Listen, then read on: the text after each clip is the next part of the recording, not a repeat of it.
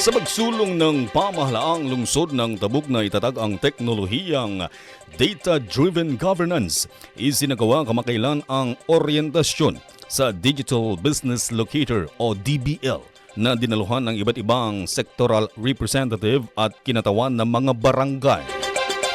Ang Digital Business Locator ay ang pagbuo ng isang digital database mula sa pinagsasama-samang datos ng human resources, population profile, transportasyon, mga negosyo, pagkonsumo ng tubig, pagkonsumo ng kuryente, pati na ang datos sa kriminalidad ng lungsod ng Tabuk.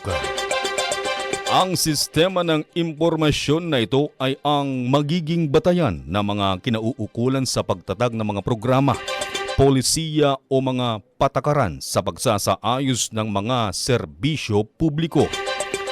Ang orientation workshop ay pinangunahan ni Dr. Betchy Aguinaldo, Director ng Business Intelligence Research and Development Center na nakabase sa Isabela State University at Chief Executive Officer ng technology provider na Syncbox. Kanyang ipiniliwanag na ang pag-uugnay ng mga datos na ito ang magbibigay daan sa data analytics at forecasting na mga gagamit sa datos. Anya makakatulong ito sa lokal na pamahalaan at sa mga partner agency na gumawa ng mga holistic na desisyon at plano na tutugon sa wastong pangangailangan ng mga sektor. Electric consumption and water consumption data for the LGU, for the PNP. That is where data-driven comes in. Na kapag sinabi, Mayor, asaan ang dashboard? Nasaan ang barangay na may pinakamaraming electric consumption?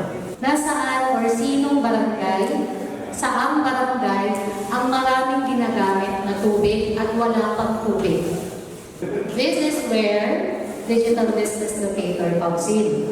Higit pa rito mapapabilis anya ng DBL ang paghimok at pagpasok ng mga mamumuhunan sa lungsod dahil mabibigyan sila ng tamang kaalaman at kakayahan na makagawa ng matalinong desisyon para mapatatag at maitaguyod ang kanilang negosyo base sa mga datos.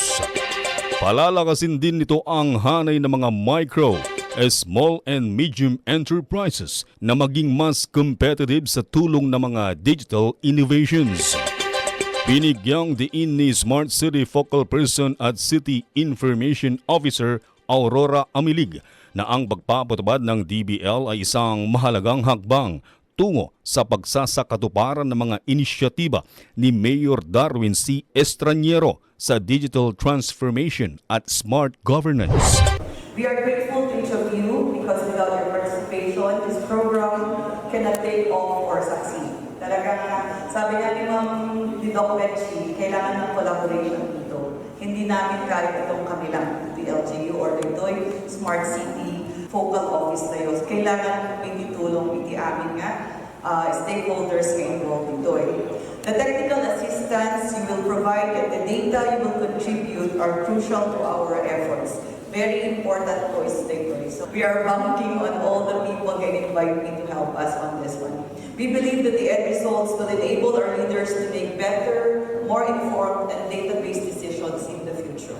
Ang DBL ay ipinapatubad sa pamamagitan ng Tabuk City Local Government, Department of Science and Technology Cordillera at Kalinga State University sa ilalim ng Smart and Sustainable Communities Program.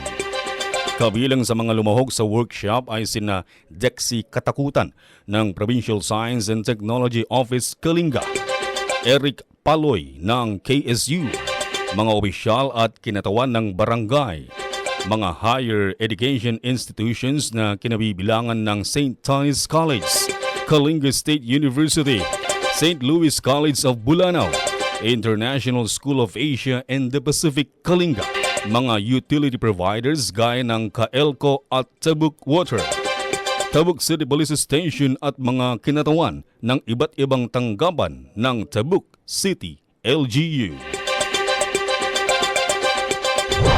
At yan ang balita para sa oras na ito. Ako po, si Reddy Redotal. Tabuk City! Tabuk City! Newsbreak!